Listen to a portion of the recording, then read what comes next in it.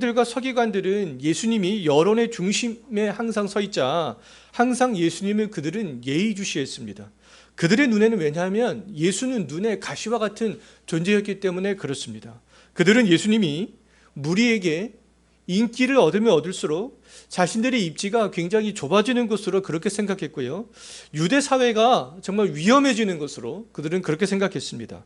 바리새인들과 서기관들은요, 이 여론의 중심에 서 있던 예수님에 대해서 그들이 했던 것은 뭐냐면 부정적인 여론을 만들기 위해서 그렇게 노력했다는 거예요. 많은 사람들의 이목이 예수님께 집중이 되어져 있는데 그 이목을 부정적인 여론으로 만들기 위해서 이 바리새인들과 서기관들은 계속 노력해오는 그런 모습들을 볼 수가 있었습니다.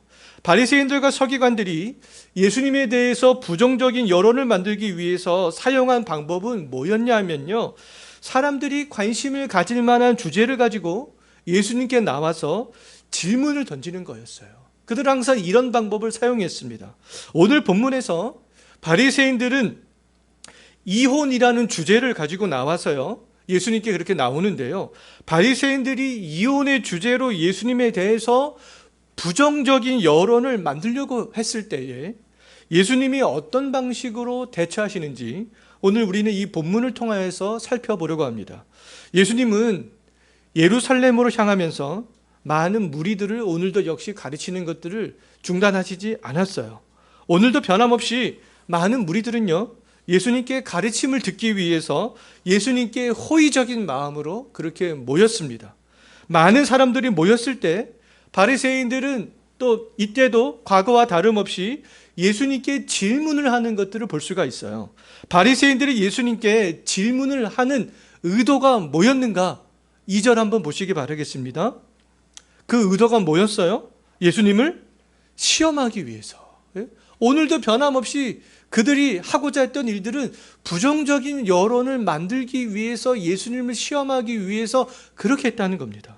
그들이 질문한 의도는요, 예수님에 대해서 호의적인 반응을 보이는 사람들의 마음을 돌이키는 거였어요.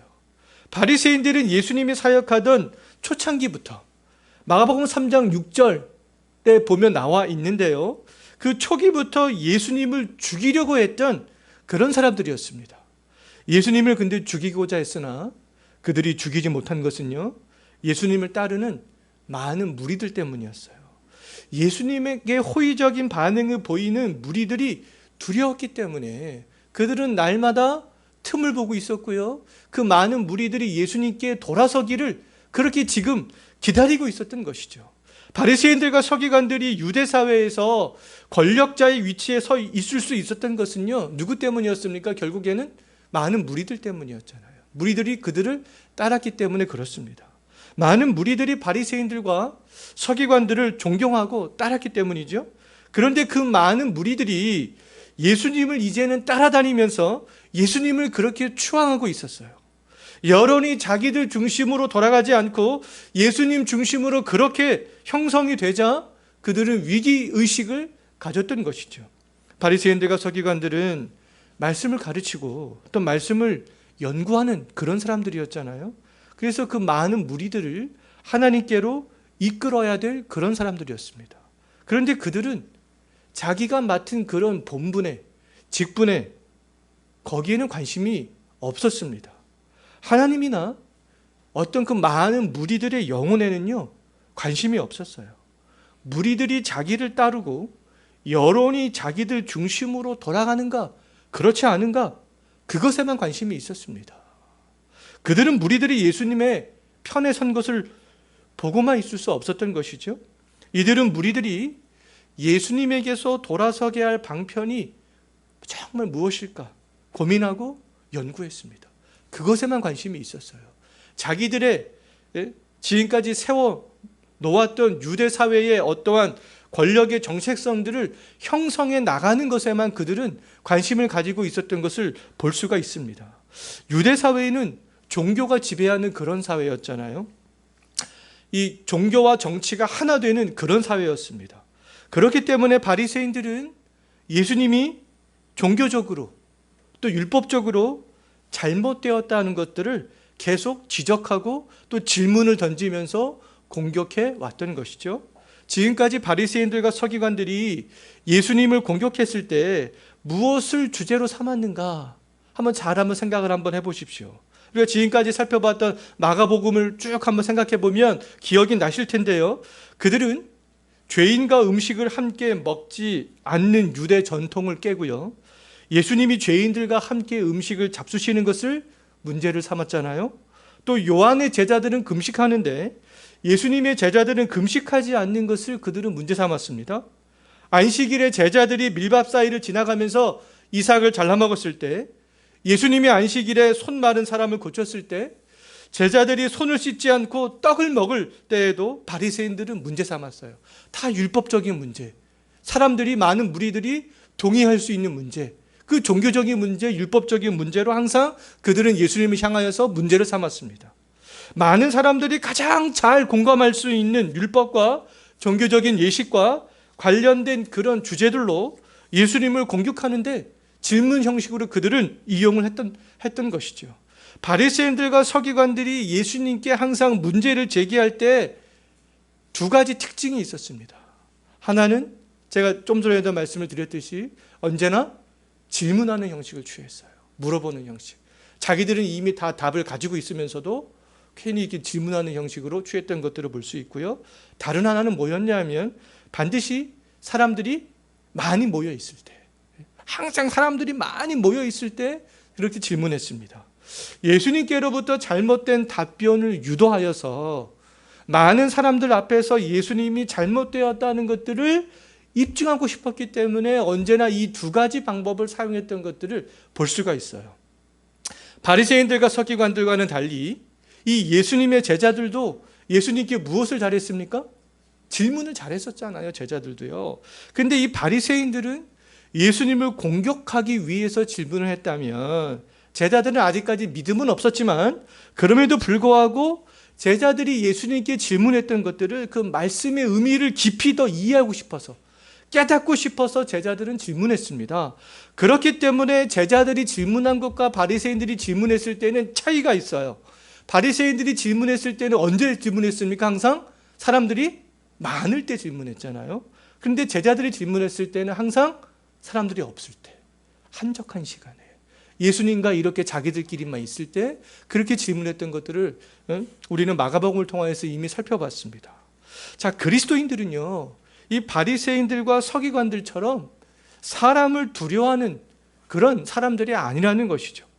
하나님이 아닌 그런 여론을 의식하고 여론을 먼저 두려워하게 되면요, 하나님을 생각하는 것이 아니라 누구의 눈치를 볼 수밖에 없어요?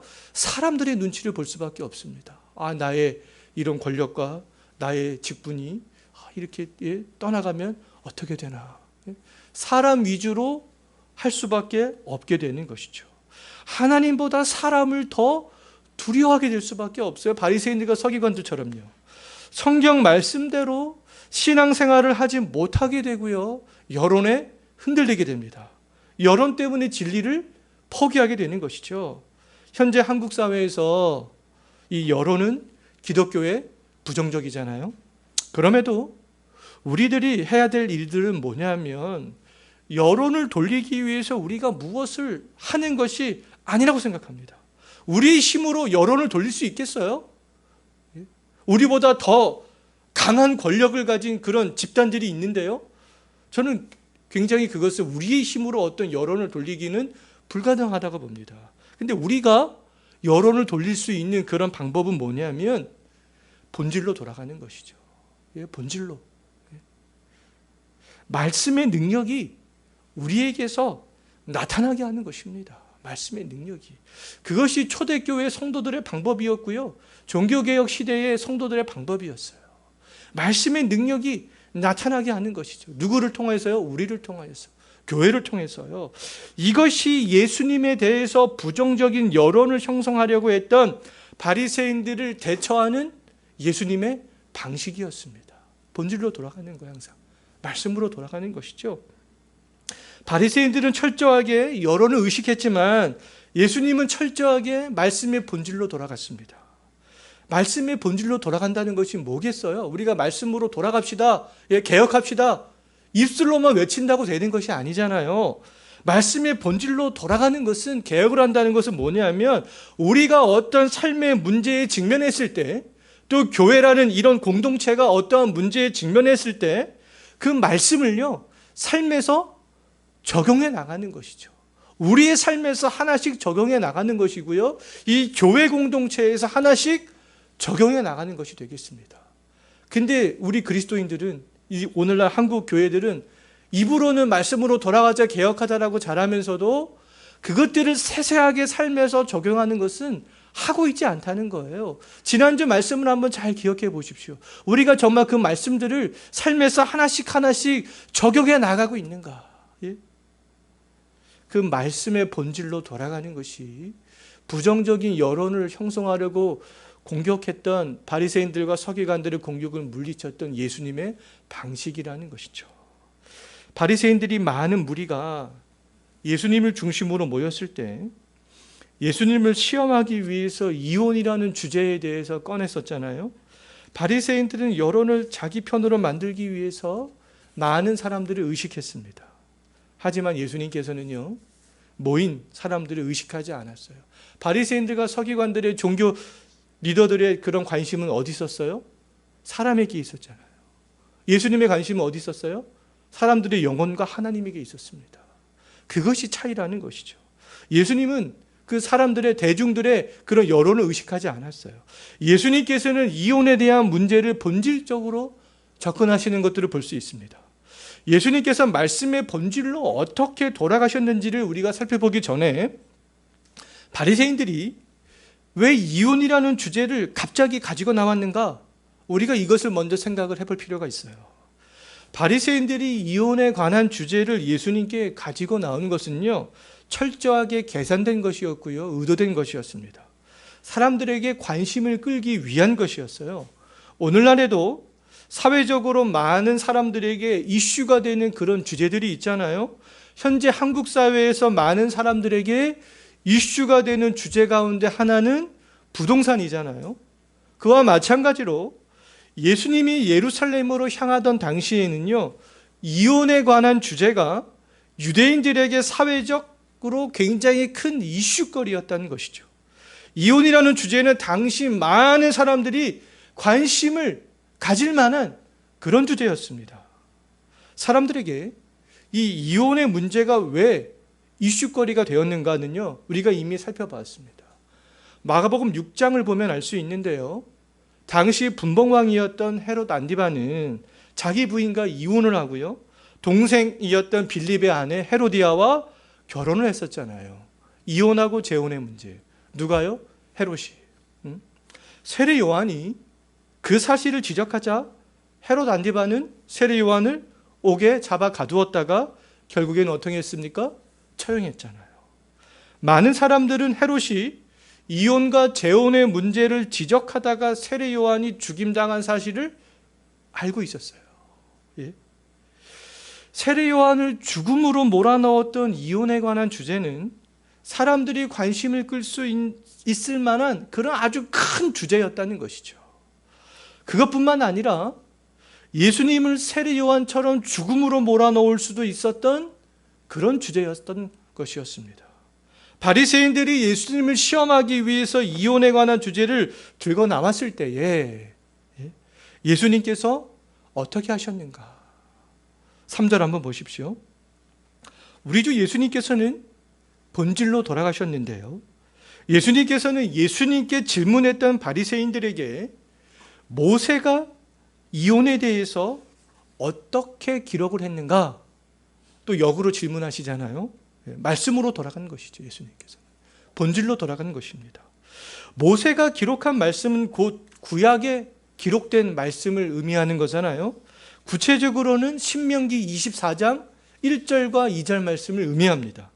신명기 24장 1절과 2절에서 하나님은 사람이 아내를 맞이하여 데려온 이후에 그 아내에게 수치되는 일이 발견이 된다면 이혼 증서를 써서 이혼하는 것을 허락했다는 것이죠. 예수님께서 신명기에 기록된 이 말씀을 몰라서 그들에게 질문한 것은 아니었잖아요. 예수님께서는요, 이 질문을 통하여서 이제 신명기 말씀을 잘못 이해하고 있는 그들의 잘못을 바로잡아 주기 위해서 예수님께서는 역으로 그들에게 질문했던 것이죠. 다시 한번 그 말씀을 상기시켰던 것입니다. 마가복음 7장에서 우리가 살펴보았듯이 바리새인들과 서기관들은요, 성경은 알고 있었지만 성경을 잘못 해석했던 경우가 아주 굉장히 많았습니다. 대표적인 예가 우리가 마가복음 7장에서 살펴보았던 그 고르반이죠. 고르반. 하나님께 드려진 예물. 그들은 그 고르반이라는 그런 말씀을 알고 있었지만 그것을 적용하는 것은 잘못 적용하고 있었습니다. 그런데 이혼에 관련된 주제도 마찬가지였어요. 그들은 신명기 24장 1절과 2절 말씀을 알고 있었지만 그 말씀을 잘못 적용하고 있었던 것이죠. 유대인들이 신명기 24장 1절과 2절 말씀을 근거로 이혼을 하는데 아무런 문제의식을 갖지 않았습니다. 4절 한번 보십시오. 바리새인들은 이혼에 대한 질문을 예수님께 했지만 그들은 이미 답을 가지고 있었잖아요. 답을 갖고 있었습니다. 이혼에 대한 그들의 답은 뭐였습니까? 해도 된다라는 것이었어요. 그들이 이미 자기들이 답을 가지고 질문했던 것이죠. 그렇다면 정말 하나님께서 이혼을 장려하시겠는가? 신명기 24장 1절과 2절에서는 하나님이 이혼하는 것을 허락하셨지만 또 우리가 말라기 2장 16절 말씀을 보게 되면요, 하나님은 이혼하는 자를 미워하신다, 이렇게 또 말씀을 하고 있습니다. 이 신명기 말씀과 말라기 말씀이 충돌을 일으키는 것처럼 그렇게 보이잖아요. 근데 우리가 생각해야 될 것은 뭐냐면 이 신명기 24장 1절과 2절의 말씀은요, 이혼을 정당화하는데 사용할 수 있는 말씀이 아니라는 겁니다. 신명기 24장에서 하나님이 이혼을 허락하신 이유가 그 무엇인가, 예수님은 그 바리새인들과 서기관들이 좀 생각을 해보도록 그렇게 하셨던 것이죠. 마태복음 19장 8절 말씀을 보게 되면요, 하나님께서 이혼은 허락했지만 신명기 말씀을 염두에 두고 이렇게 예수님께서 마태복음 19장에서 말씀하고 계시는데요, 하나님께서 이혼을 허락하셨지만 본래는 그렇지 않다, 이렇게 말씀을 하고 있습니다. 이혼은 본래 하나님이 반대하는 것이지만 그냥 하나님께서 그냥 허락하신 것이야, 예수님께서 이렇게 말씀하고 있죠. 하나님이 이혼을 그러면 허락하신 이유가 무엇 때문인가? 5절 한번 보십시오. 오늘 본문 5절을 보면 하나님께서 이혼을 허락하신 이유에 대해서 나와 있는데요, 무엇 때문에 이혼을 허락하셨습니까? 사람들의 마음의 완악함 때문이다.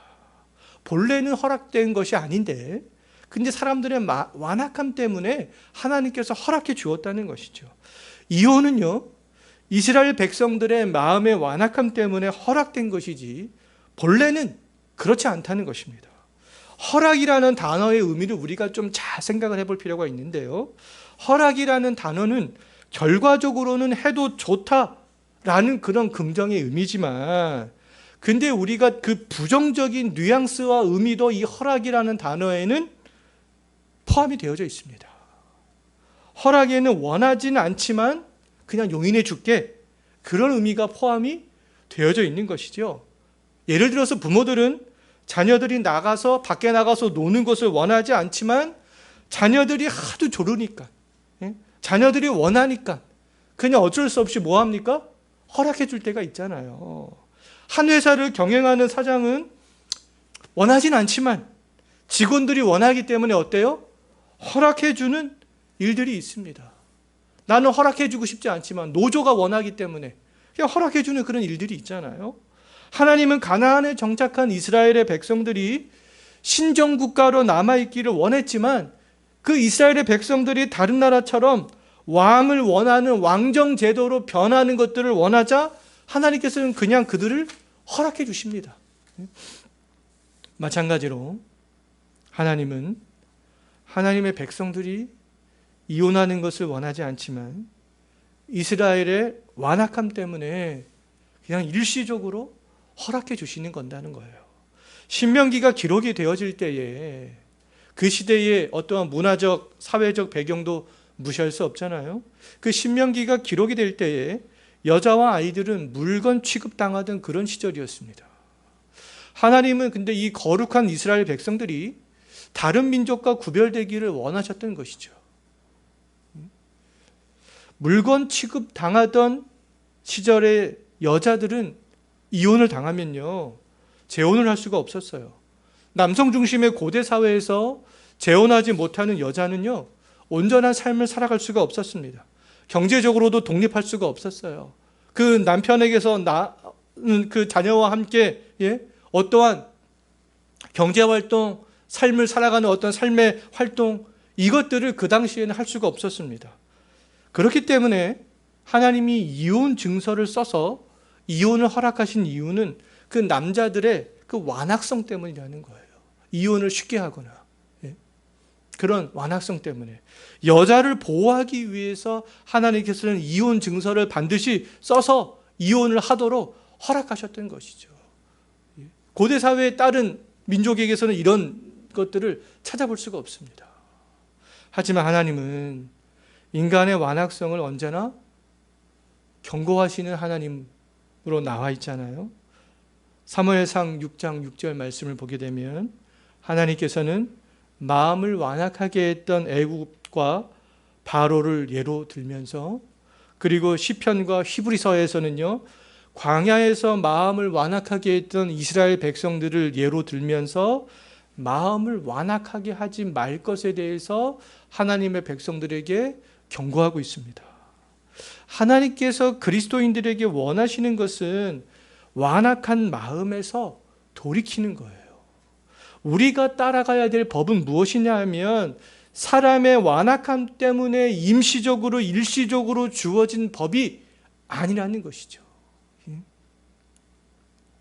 신약시대를 살아가는 그리스도인들은 우리 주 예수 그리스도의 십자가의 은혜와 성령의 도우심으로 완악함에서 돌아설 수 있는 사람들이잖아요.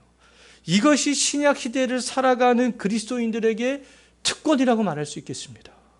그리스도인의 이혼은요, 하나님 앞에서 완악해진 마음 때문에 발생하는 것이라고 볼 수 있는데요, 그렇다면 십자가 앞에서 나의 완악함이 무엇인지를 생각하고 그 마음의 완악함의 문제를 십자가 앞에서 해결하고자 한다면 그리스도인들에게는 이혼이 아닌 회복의 역사들이 일어나게 된다는 것이죠.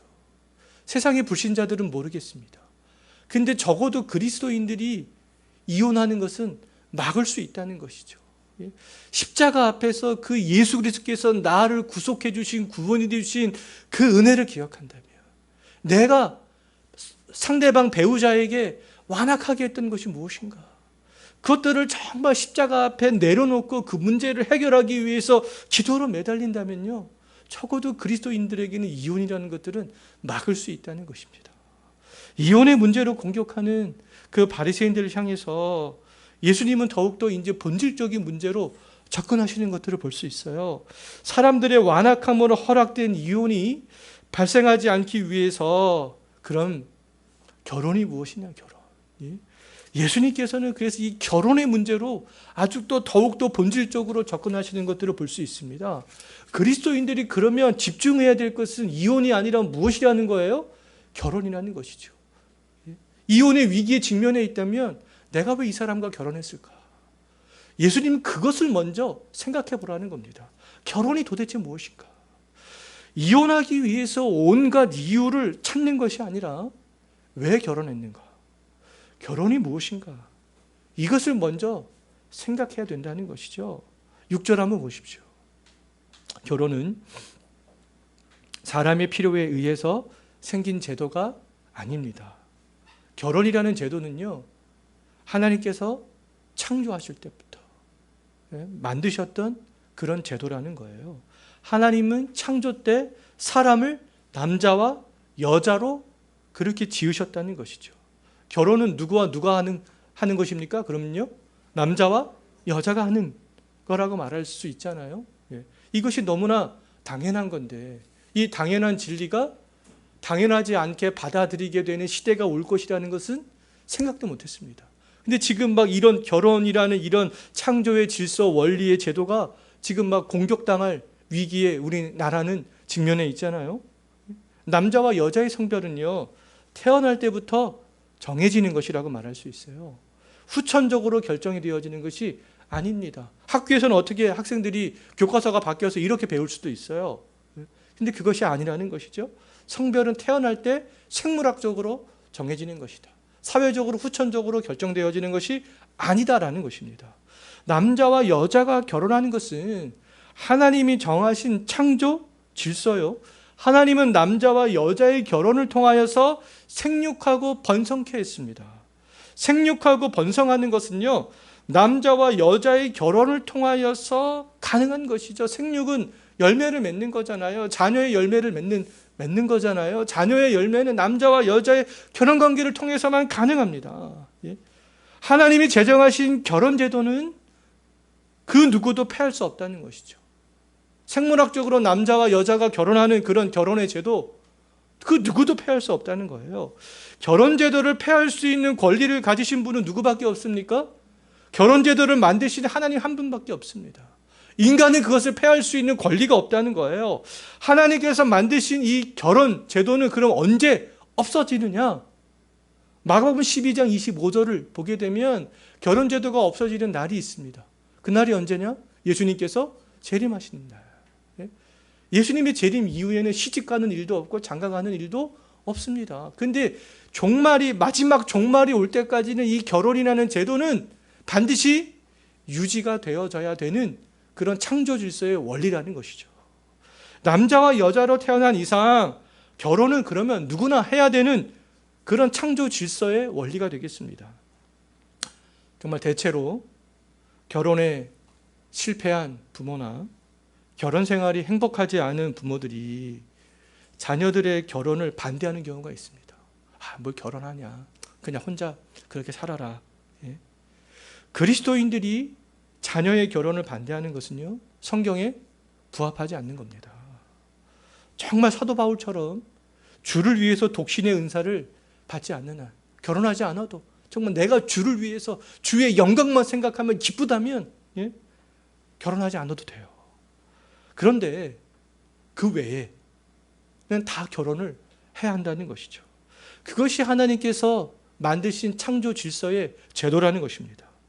주를 위해서 독신의 은사를 받지 않았다면, 그리고 남자와 여자로 태어났다면 반드시 결혼을 해야 되는 것이죠. 생육하고 번성해야 되는 것입니다. 창조 때 하나님이 그린 그림에는요, 결혼 제도는 있었지만 이혼이라는 제도는 원래 없었다는 거예요.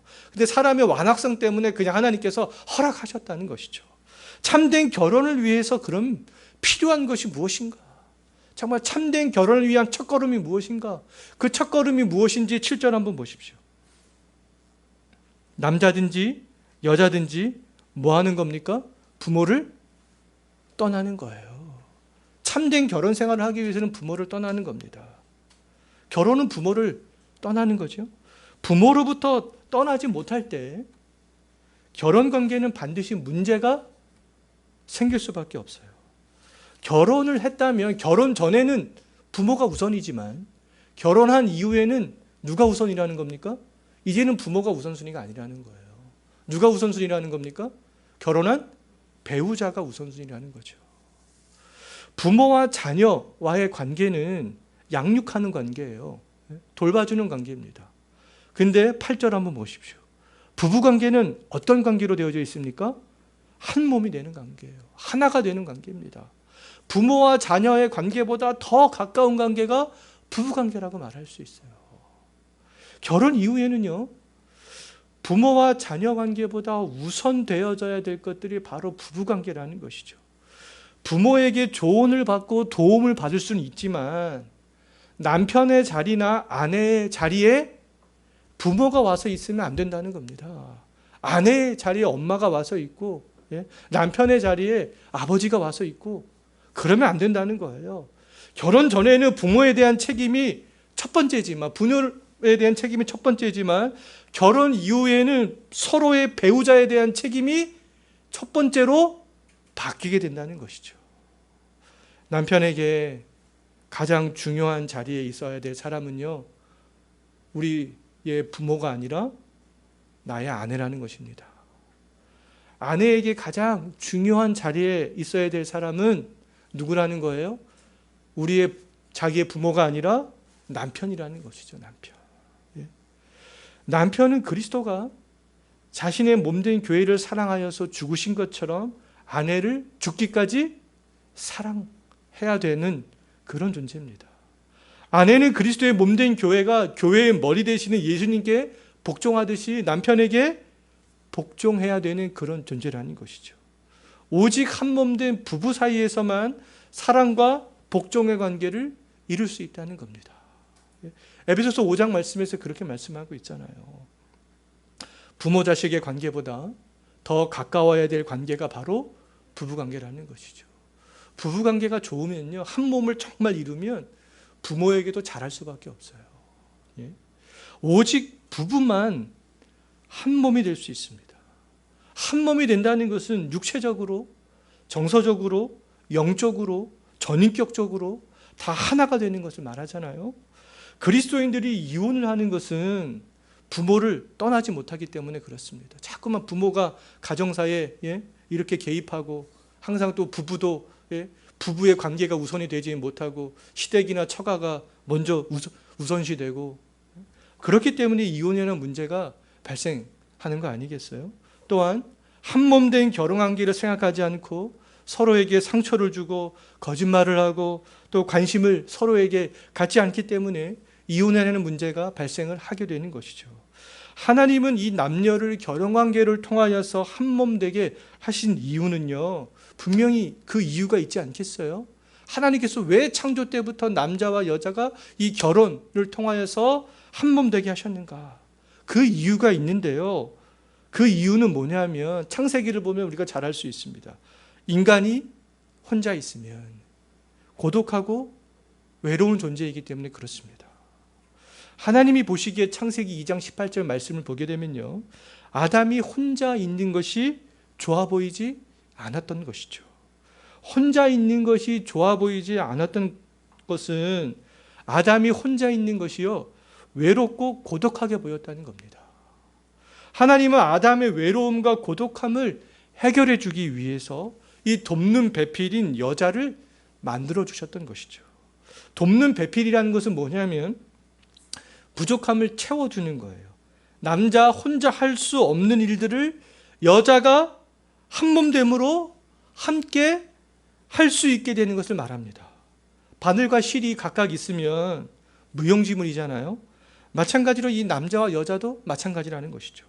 함께 있을 때, 남자와 여자가 함께 할 때, 한 몸이 될 때 온전한 존재가 될 수 있고요, 이 세상에서 온전하게 살아갈 수 있게 된다는 겁니다. 남자와 여자는 동반자적인 그런 관계라는 것이죠. 혼자 있으면 불완전한 존재라는 것입니다. 남자든지 여자든지 항상 함께 할 때 완전한 존재가 될 수 있다는 거예요. 가정이 회복되면 정말 이 사회는 회복되어지게 되어져 있어요. 오늘날의 이 사회가 붕괴되는 그런 가장 근본적인 원인이 어디에 있겠습니까? 가정에 있는 거 아니겠어요? 부부에게 있는 거 아니겠습니까? 남자와 여자는 한 몸이 될 때 비로소 완벽한 존재가 될 수 있습니다. 남자와 여자가 결혼을 통하여서 영적으로, 감정적으로, 육체적으로 한 몸이 될 때 이 고독과 외로움의 문제가 해결될 수 있다는 거예요. 남녀가 결혼하지 않기 때문에 고독과 외로움의 문제가 생기게 되는 것이고요, 그 고독과 외로움의 문제를 해결하기 위해서 또 성적인 일탈로 이어지는 거 아니겠어요? 결혼한 부부들은 이 고독과 외로움의 문제를 한 몸 된 배우자에게 해결하려고 하지 않기 때문에 결혼관계에게 문제가 생기고 간음이라는 문제가 발생하게 되는 것이죠. 결혼은 남녀가 이 세상을 살아갈 때 외롭지 않고 고독하지 않도록 한 몸을 이루는 것이라고 말할 수 있습니다. 이 고독과 외로움의 문제를요, 배우자를 통해서 해결해야 되는 거예요. 부부관계를 세상의 어떤 관계보다 가장 중요한 관계로 생각을 한다면 하나님이 창조 질서 원리로 제정하신 이 결혼 관계를 깨는 이혼은 발생하지 않게 된다는 것이죠. 이혼은 그렇기 때문에 이 그리스도인들에게 창조 질서의 원리를 아는, 이 결혼이라는 것이 무엇인지를 아는 그리스도인들에게는 금지된 것이라는 겁니다. 물론 성경을 보게 되면 성경에서는 모든 이혼을 다 금지하고 있지는 않아요. 합당한 이혼들이 있습니다. 배우자가 음행했을 때, 또 믿지 않는 배우자가 이혼을 요구할 때, 결혼 전에는 서로가 믿지 않다가 결혼 후에 한 명이 믿을 수 있잖아요. 근데 여전히 한 명의 배우자는 믿지 않습니다. 근데 그 한 명의 배우자가, 믿지 않는 배우자가 이혼을 요구할 때, 그럴 때는 이혼이 죄가 되지 않는다는 것이죠. 그리스도인들은 그렇기 때문에 이혼을 합리화해서는 안 된다는 겁니다. 이혼을 할 수 있는 구실을 찾아서는 안 된다는 것이죠. 이혼은 하나님이 짝지어주는 것을 나누는 죄를 범하는 것일 뿐만 아니라 정당한 이유 없이 이혼하고 재혼하는 것은 7계명인 간음의 죄를 범하는 것이다. 오늘 본문 11절, 12절에서 그렇게 말씀하고 있잖아요. 시대를 불문하고 그리스도인들은 성경에서 말하는 결혼과 정말 이혼이 무엇인가, 그것들을 생각을 할 수 있어야 되는 것이죠. 더 나아가 그리스도인들이 비성경적인 이혼을 했다면 어떻게 할 것인가? 그럼 나는 교회를 가지 말아야 되는 건가? 이혼한 사람은 교회 오면 안 되는가? 그것이 아니죠. 내가 믿음이 부족하여서, 정말 연약하여서 이혼이라는 죄를 범할 수 있습니다. 하지만 그럴 때는 하나님과 성도들 앞에서 내가 결혼 서약을 한 것을 깼구나. 내가 하나님 앞에서 결혼할 때 하나님 앞에 서원이라는 맹세를 했는데 그 맹세한 그 서원의 맹세를 깨뜨린 것이구나. 이것이 죄가 되는 것이구나. 그것들을 먼저 우리가 깊이 알고요. 또 하나님께서 이렇게 제정하신 창조 질서의 원리에 따라 만드신 결혼 제도를 내가 깨뜨린 것이구나. 그것을 먼저 죄로 인식할 수 있어야 된다는 것입니다. 죄인이 그럼 구해야 될 것은 뭐겠어요? 죄인이 구해야 될 것은 회개하는 것이죠. 예수님께서 마가복음 3장 28절과 29절에서 성령을 모독하는 죄 외에 사람의 모든 죄들은 다 뭐 할 수 있다고 했습니까? 사함을 받을 수 있다. 그럼 내가 믿음이 연약해서 미성숙해서 그럴 때 이혼을 했다면, 내가 그것을 하나님 앞에 나가서 회개를 한다면 하나님께서는 그 죄를 어떻게 하신다는 거예요? 용서해 주신다는 겁니다. 이혼의 죄를 범했거나 성경에서 말한 정상적인 이혼 외에 재혼을 하여서 간음의 죄를 범했다면 하나님께 용서를 구해야 되는 것이죠. 이혼의 죄는 용서받을 수 있는 죄가 되겠습니다. 바리새인들은요, 사회적으로 이슈가 되었던 이혼의 문제를 가지고 예수님을 시험하려고 했으나 예수님께서는 그리스도인들이 이혼하지 못하도록 결혼제도의 원리, 더욱더 본질적으로 돌아가셔서 결혼제도의 원리로 설명하신 것들을 볼 수 있습니다. 그럼 그리스도인들이 집중해야 될 일들은 이혼이 아니라 하나님께서 제정해 주신 결혼이라는 것이죠. 결혼제도. 나의 배우자는 정말 나의 완전함을 위해서, 그리고 나의 외로움과 고독을 해결해 줄 동반자가 되겠습니다. 한번 옆에 한번 보십시오. 이 자리에 없는 또 배우자를 한번 생각해 보십시오. 나의 완전함을 해결해 줄 배우자구나. 나의 남편은, 나의 아내는 나의 외로움과 나의 고독함을 해결해 줄 수 있는 하나님께서 짝지어 주신 동반자구나. 그것을 우리가 생각을 할 수가 있어야 되는 것이죠. 남편은 하나님께서 짝지어 준 아내를 정말 그리스도가 교회를 사랑하여 죽으신 것처럼 정말 죽기까지 사랑하고, 아내는 그리스도의 몸된 교회가 정말 그리스도께 복종하듯 복종하면서 온전한 결혼관계를 유지해 나갈 수 있는 복된 가정이 되시기를 바라겠습니다. 기도합니다.